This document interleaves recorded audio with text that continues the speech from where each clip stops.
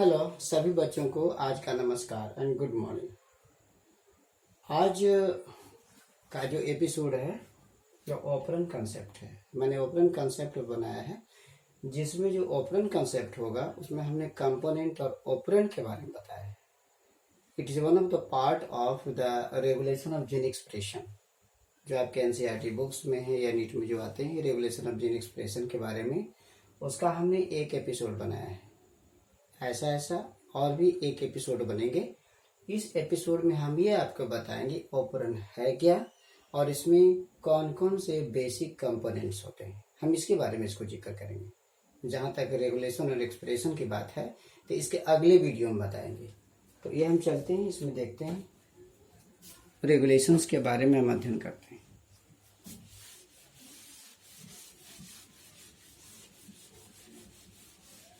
Operand आखिर क्या है, ऑपरेंट क्या चीज है, operon concept.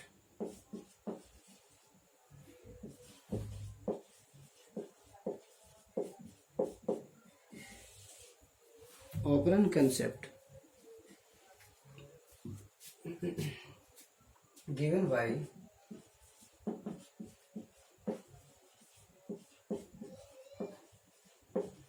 Jacob and Monod. Jacob and Monod दो साइंटिस्ट थे जिन्होंने इस कॉन्सेप्ट को दिया था इन 1961 में 1961 में इन्होंने रिसर्च किया था और उन्होंने जीन के बारे में अध्ययन किया और अध्ययन करने के बाद उन्होंने ऑपरेंट कंसेप्ट दिया। ऑपरेंट जो है इन्हीं के नाम पर है, जैकोब ऑपरेंट 1961 में इन्होंने दिया। तो व्हाट इज ऑपरेंट, ऑपरेंट है क्या, कभी कभी एग्जाम में आता है।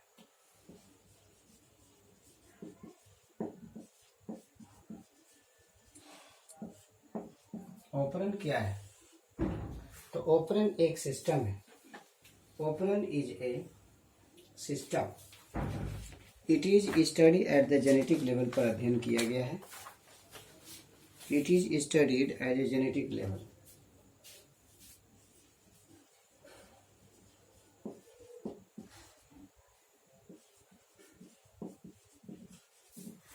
Operand is a system of many genes.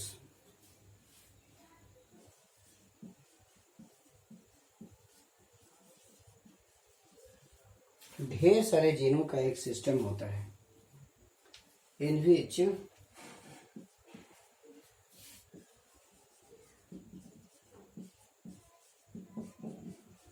switch on and switch off,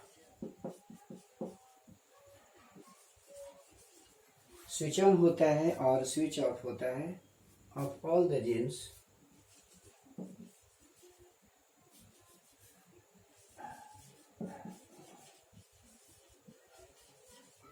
जितने भी जीन्स होते हैं उसका स्विच ऑन और स्विच ऑफ होता है of all the genes are done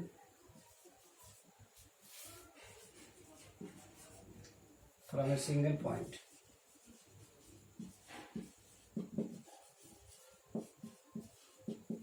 एक खास जगह से इसका स्विच ऑन और स्विच ऑन एक्टिविटी होती है।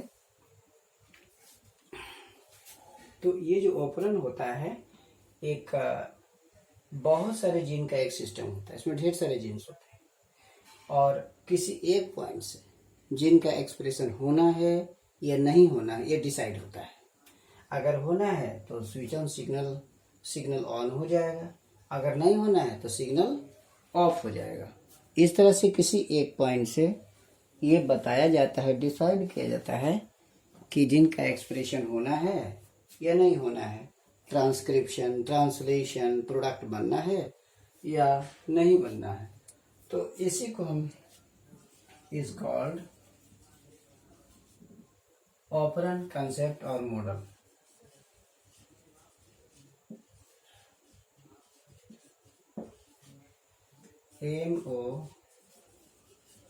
इसी को ऑपरेंट कंसेप्ट भी कहते हैं और इसी को हम मॉडल भी कहते हैं। अब हम चलते हैं बेसिक कंपोनेंट। तो ये आपका डिफिनीशन हो गया।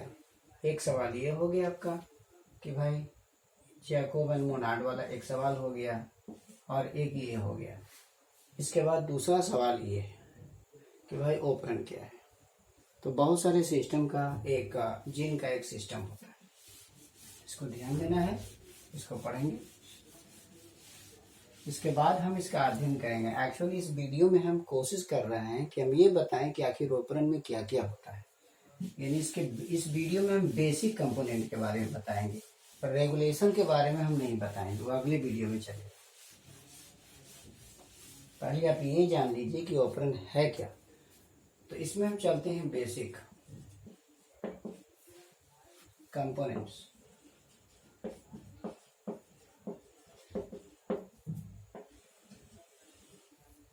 बेसिक कंपोनेंट्स हम देखेंगे।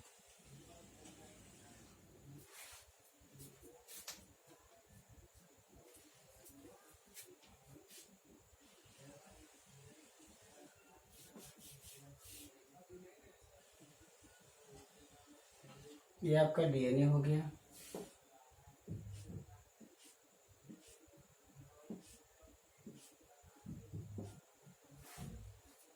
ये 3 बना, 1 gene, 2 gene, 3 gene, 4 gene, 5 gene, 6 gene. ये 6 जीन का ऑपरेंड है।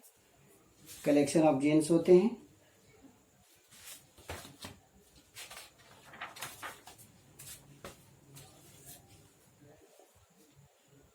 ये ऑपरेंड सिस्टम जो है basic component of operand system.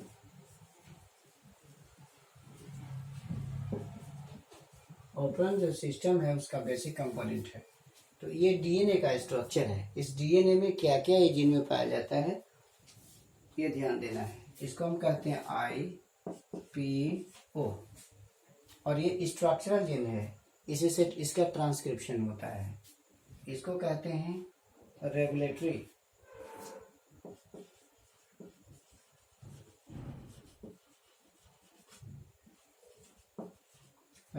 Gene, promoter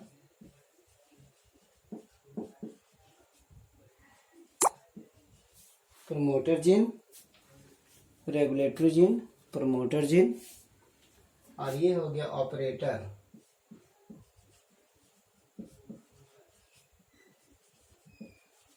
ये तीनों जो जीन्स होते हैं इसको हम रेगुलेटरी कहते हैं, रेगुलेटरी रीजन।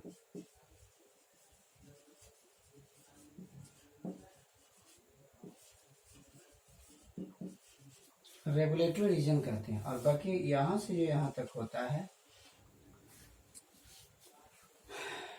रेगुलेटरी रीजन होते हैं, और ये सब के सब स्ट्रक्चरल जीन्स होते हैं। स्ट्रक्चरल जीन्स, ये जो स्ट्रक्चरल जीन्स होते हैं वो पॉलीसिस्टोनिक है। ये जो आपका बना इससे एक एमआरएनए बनेगा। हम जब बताए थे ना इसके पहले वीडियो में हमने बताया था कि जो प्रोकैरियोटिक होते हैं वो पॉलीसिस्टोनिक होते हैं। तो इसमें जो आपका बनेगा एक बनेगा एमआरएनए बनेगा 5' 3' mRNA। अब इससे एक ये बनेगा, नंबर 2 बनेगा, नंबर 3 बनेगा। 1 जीन, 2 जीन, 3 जीन, एमआरएनए जो बनेगा एक ही बनेगा। यहाँ से यहाँ तक का स्ट्रक्चरल जीन कहलाता है। ट्रांसक्रिप्शन जो होगा तीनों का एक ही होना, एक ही एमआरएनए बनेगा। फिर उससे 3 प्रोटीन तैयार हो जाएंगे। 3 प्रोटीन का निर्माण उसके बाद उससे होगा। और तो इस तरह से जो ऑपरेंड होते हैं उसमें 2 पार्ट होते हैं। एक पार्ट रेगुलेटरी रीजन का होता है, दूसरा स्ट्रक्चरल रीजन का होता है। रेगुलेटरी रीजन में 3 सेक्टर्स होते हैं, हमेशा याद रखिएगा। ऑपरेंड में रेगुलेटरी में 3 भाग होता है। एक रेगुलेटरी रीजन, जिसको इनहिबिटर रीजन भी कह सकते हैं और रिप्रेसर रीजन भी कह सकते हैं। पी को प्रोमोटर कहा जाता है और ओ को ऑपरेटर कहा जाता है। हमेशा याद रखिएगा कि इससे प्रोटीन तैयार होता है, जैसे हम अभी आपको करेंगे। इससे आपको जो ट्रांसक्रिप्शन होगा तो 5' 3' बनेगा, ये ट्रांसक्रिप्शन होगा। इससे इसका ट्रांसक्रिप्शन होगा। ट्रांसक्रिप्शन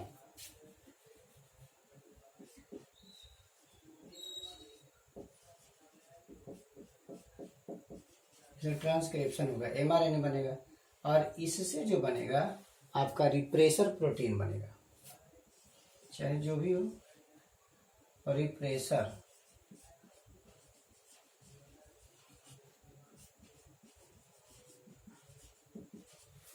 ये रिप्रेसर प्रोटीन बना। तो हमने इसमें क्या देखा, ये 3 सदस्य हैं, देयर आर 3 मेंबर जो रेगुलेट करते हैं, जिसमें IPO हमेशा याद रखिएगा इंडियन पोस्टल ऑर्डर के रूप में, IPO Indian postal order. Here I stands for regulatory gene, inhibitory genes, P stands for promoter, O stands for operator।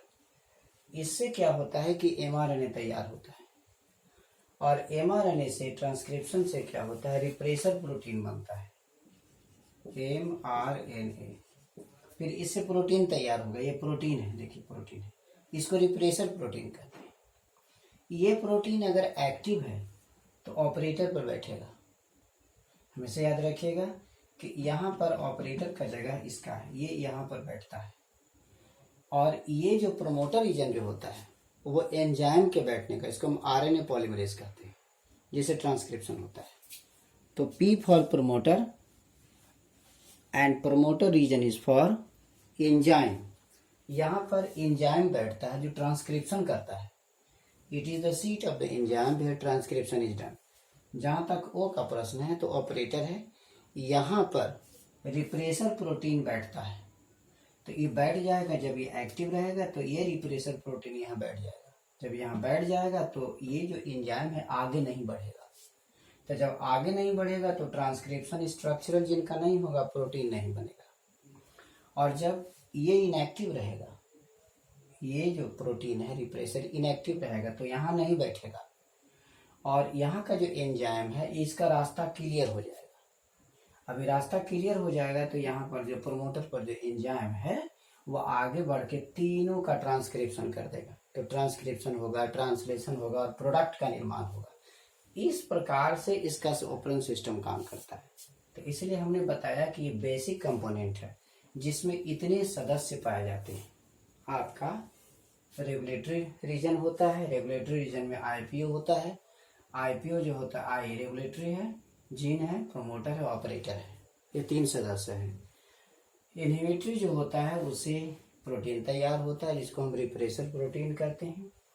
P से प्रोमोटर कहलाता है जिस पर एंजाइम बैठता है, RNA पॉलीमरेज। वो ऑपरेटर होता है जिस पर ये रिप्रेसर प्रोटीन यहाँ बैठ करके रास्ता को ब्लॉक कर देता है। अगर ये रास्ता ब्लॉक कर देता है तो ये आगे नहीं बढ़ता और ट्रांसक्रिप्शंस नहीं होते। अगर ये इनएक्टिव रहेगा तो यहाँ नहीं बैठेगा और ये रास्ता खाली हो जाएगा, ये वैकेंट रहेगा। तो ये जो एंजाइम यहाँ पर बैठा हुआ वो आगे बढ़ के ट्रांसक्रिप्शन कर देगा और तब जा करके यहाँ पर आपका बनेगा। तो ये जो आपका mRNA बना वो पॉलीसिस्टोनिक रहा। क्या रहा, इसको ऐसे कर देते हैं, mRNA पॉलीसिस्टोनिक।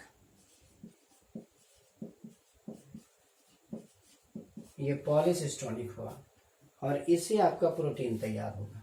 1 protein, 2 protein, 3 protein. Proteins are formed.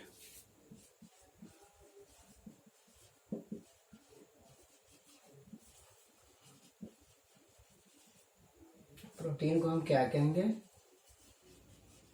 ये जो प्रोटीन बनता है सबको एंजाइम्स कहते हैं। ये सब प्रोटीन जो होता है एंजाइम्स कहलाता है। इस तरह से ये जो हमने ये जो 2 लाइन वाला है वो DNA है। ये हमेशा याद रखिएगा, ऐसे ना घबरा जाइएगा। ये DNA का एक जीन्स है, इसको हम ऑपरेंट कहते हैं। तो ऑपरेंट क्या है, एक ग्रुप ऑफ जीन्स है जिसमें इतने सदस्य होते हैं, सबका अलग अलग फंक्शन होता है। अब हम क्या करते हैं, सबके बारे में थोड़ा थोड़ा लिख देते हैं।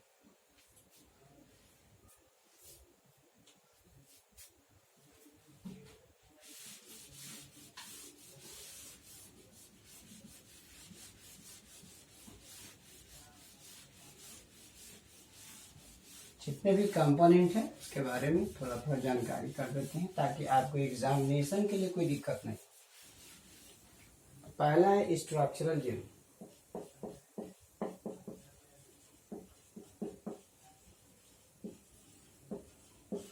पहला हो जाता है structural gene. structural genes.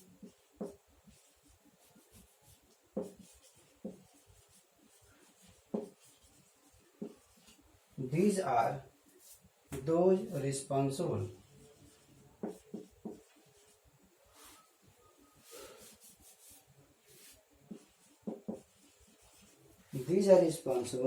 for coding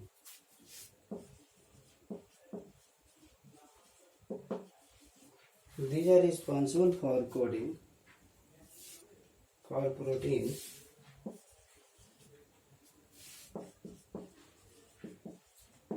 ये जो होता है प्रोटीन्स का निर्माण करता है। विच आर एंजाइम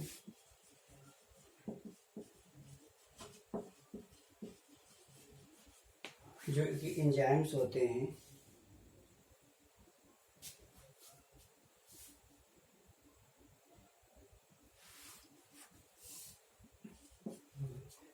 नंबर 2 आते हैं regulatory jeans.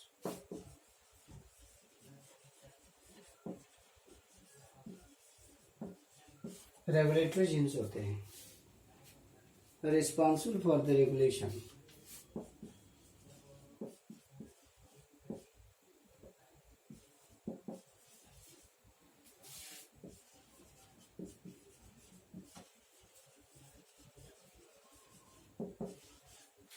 regulatory genes are responsible for the regulation of transcription.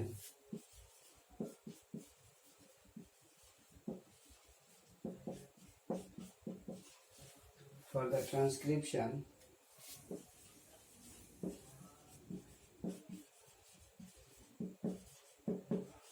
by synthesizing proteins.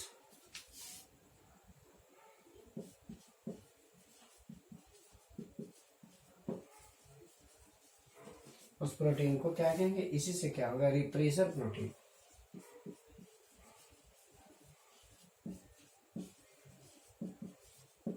इससे क्या बनता है? रेगुलेटरी जीन से रिप्रेसर प्रोटीन बनता है।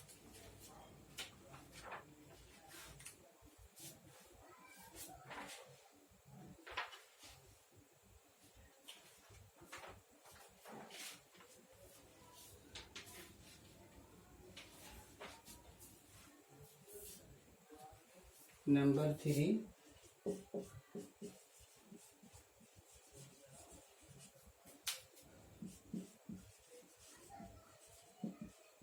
repressor proteins.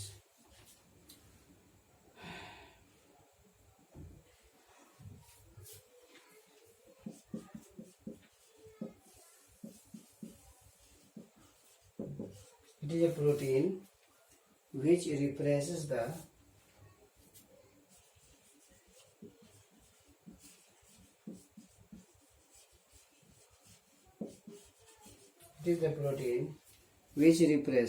the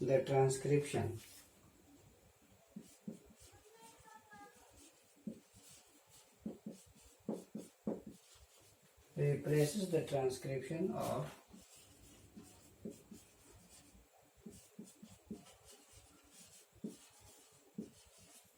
the structural genes which binds to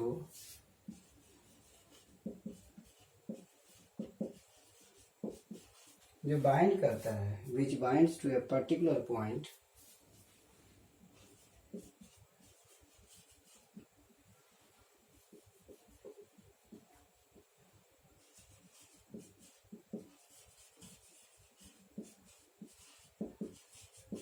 एक खास जगह पर बाइंड करता है in the DNA molecule.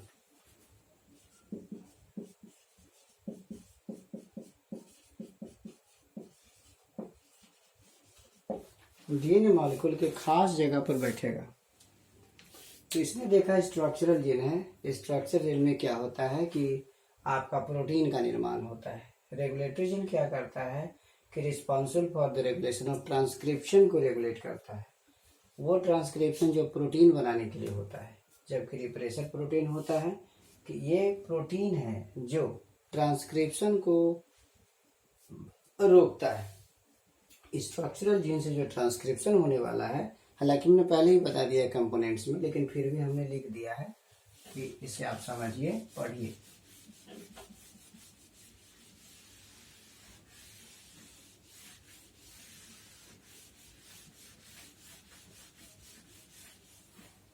Number 3 है, नेक्स्ट वन ऑपरेटर।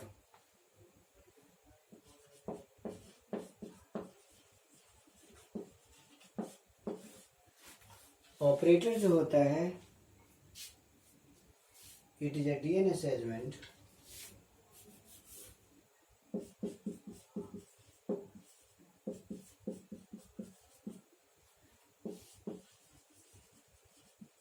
ये डीएनए का सेगमेंट है जहां रिप्रेसर प्रोटीन बैठता है, to which repressor protein binds.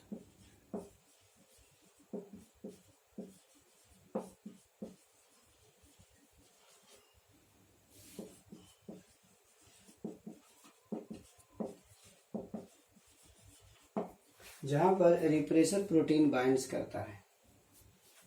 Next है नंबर 5, प्रमोटर।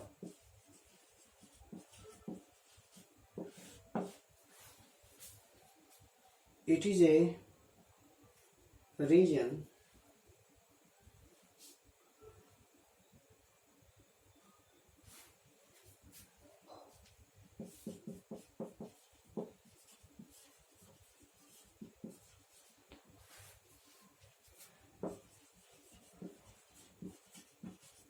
प्रोमोटर जो है रीजन्स होता है रेगुलेटरी एंड ऑपरेटर जीन के बीच में, रेगुलेटरी एंड ऑपरेटर जीन के बीच में। It is a region between regulatory and operator gene. Regulatory and operator gene के बीच का सेक्टर होता है वेयर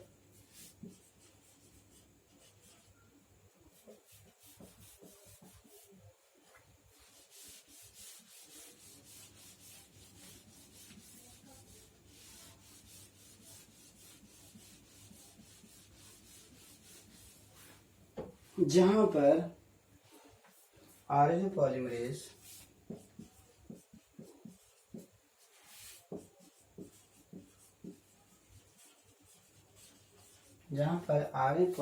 बाइंड्स करता है,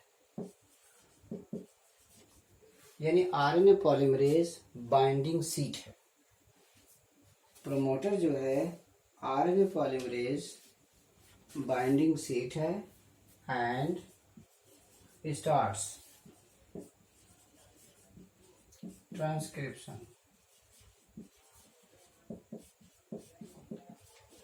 और ट्रांसक्रिप्शन स्टार्ट करता है and starts transcription of structural gene।